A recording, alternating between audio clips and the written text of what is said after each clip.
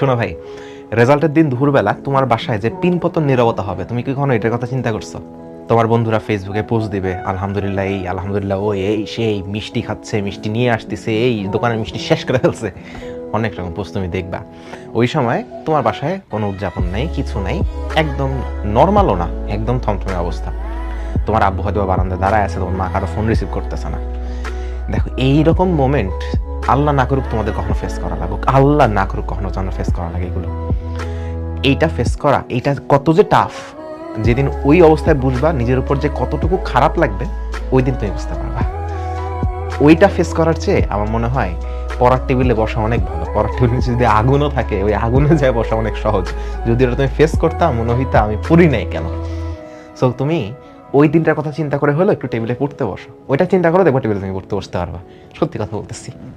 আচ্ছা, যাই হোক, কই ছিলাম?